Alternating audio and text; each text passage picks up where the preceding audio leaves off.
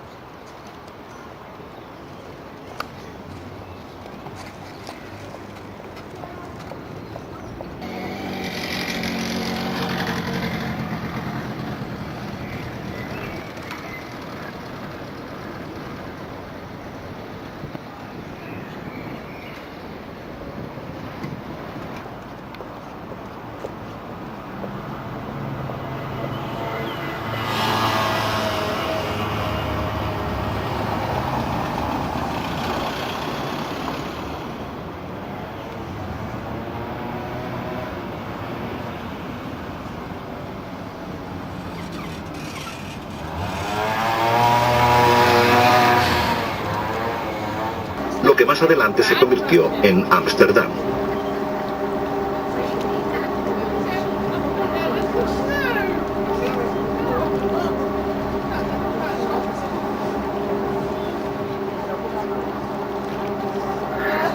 Rechts ziet u de beroemdste brug van Amsterdam, de Magere Brug. In de 17e eeuw was dit een smalle voetgangersbrug, vandaar haar naam. In 1934 heeft haar huidige vorm gekregen. De brug is in 1969 voor het laatst gerestaureerd. On your right is Amsterdam's most famous bridge, the Magere Brug, literally skinny bridge. In the 17th century this was a narrow footbridge, hence its name.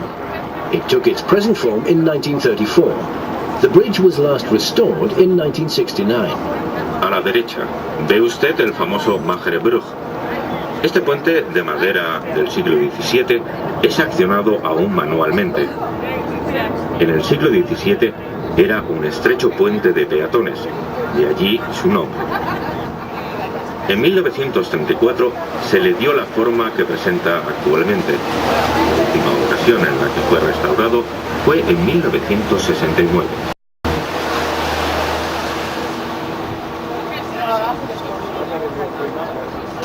On that bridge it's like a boat. There's like a front of it and then there's back of it, a lot of pictures. Rechts ziet u een rond wit gebouw. Dit is het muziektheater. It is the town hall. A la derecha ve usted un edificio blanco circular. Es el Muziektheater, el hogar de la ópera de los Países Bajos y del Ballet Nacional. El edificio rojo y gris, justo atrás, es el ayuntamiento.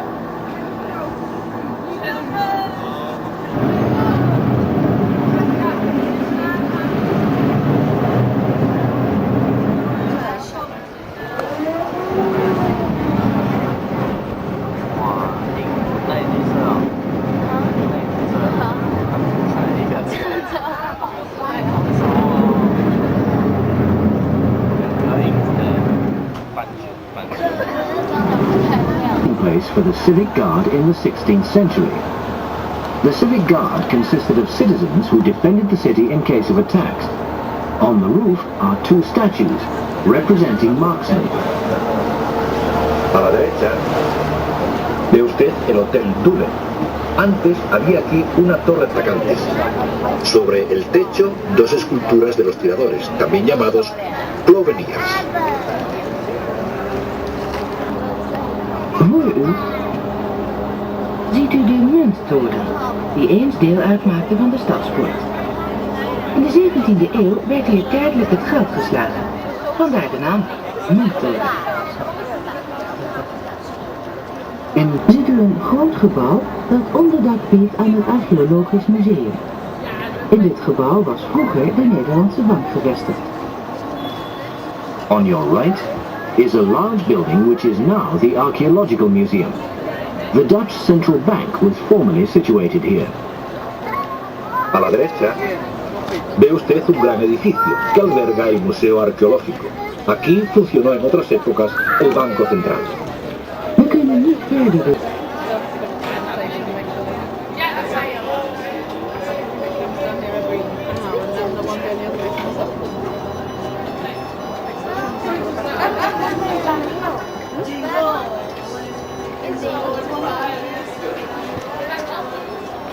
This is the oldest part of the city. So we're told.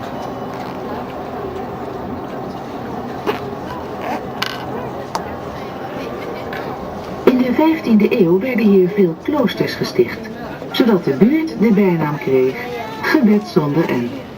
In the 15th century, many monasteries and convents were founded around here, which gave the neighborhood its nickname, Prayer Without End. En el siglo XV fueron fundados aquí muchos conventos, por lo que el barrio recibió el apodo de Oración sin fin. Rechts ziet u een voormalig ziekenhuis, het Binnengasthuis. Tegenwoordig zit hier de Universiteit van Amsterdam. On your right, Esto aquí en 1632. Actualmente Amsterdam cuenta con dos universidades. Rechts ziet u een groot rood gebouw waar het Amsterdamse stadhuis was gevestigd. Toen het stadhuis in 1988 een nieuw onderkomen kreeg, is er na een grondige... Hang on, there's red record. Yes. Hello. Hello.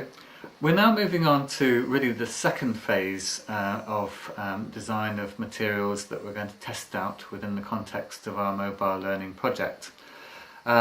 As you'll know from the first 4 units, we designed various resources that we shared with you, including some brief videos of interviews on different topics, and also some videos that we... Hello, we've now reached the second instalment for our mobile learning project focusing on ICT for development. Within this instalment we are really continuing on providing similar resources to those that were given for units 1 to 4. So you'll find that we've provided you with more short videos and video interviews. But we're also sort of experimenting a bit more with something different, and I'm going to ask Paul now to talk a bit about the way we're designing the second activity, which will be drawing on materials from units 5 to 8. Hello again. With units 1 to 4, we were asking you to discover through the various activities that you've undertaken the capabilities and the limitations of using your mobile phone as a learning device. Now this was really quite prescriptive, demanding, and we hope challenging. Now we're going to reflect on this a little later on. For this second phase of the project, as John has said, we want to build on your experience of using the phone, but make this far less a prescriptive exercise. Now what do I mean by that? Now the aim is going to be similar. We're asking you to produce a tutor-marked assignment. But how you get there will be rather different. We want you to produce a tutor-marked assignment in essay form first of all. And the theme of this will be ICTs and poverty reduction, which is one of the major themes of Unit 8. And we'll be asking you to undertake a number of activities in relation to each of the units 5 to 8, but in particular focusing on the sharing of resources. Now, I'll be telling you a bit more about that also later on.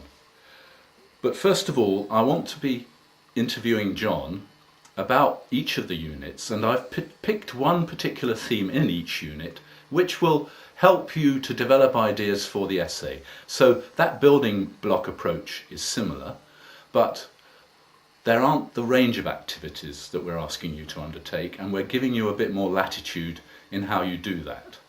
Anyway, I'll be saying more about that later on, but first of all, I want to take each unit in turn, and for Unit 5, John, I've focused on the theme intellectual property and ICTs. Now, this is obviously very significant, but perhaps you could tell the students why this is significant, particularly making them aware of the topic of intellectual property rights when they actually have to confront this in the tasks that we'll be giving them. Thank you, Paul. In Unit 5 then, we focus on a lot of legal issues, and Paul's homed in on a particular question in relation to intellectual property rights, which is a very important one and actually a significant one for the distance learning programme itself in the development and design of materials, because there are a number of different sort of agendas here that have to be thought about. On the one hand, you want the right incentives for people to produce intellectual property and create and innovate, and to that end you want to reward them, and often the people producing those materials want to have ownership rights, and so this results in the copyright and patenting legislation. And increasingly we're seeing the international community through the World Trade Organization and through agreements like the TRIPS agreement trying to enforce international laws and harmonisation in relation to intellectual property ownership. The scientific community in particular push this because knowledge of certain types can be extremely valuable, and so there are strong commercial interests. But on the other side, there is a point of view, a sort of body of opinion that knowledge should be publicly available.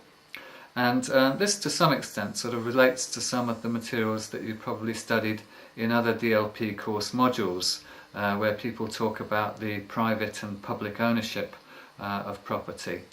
But this group would like to see knowledge freely disseminated and not owned by anybody. This results in kind of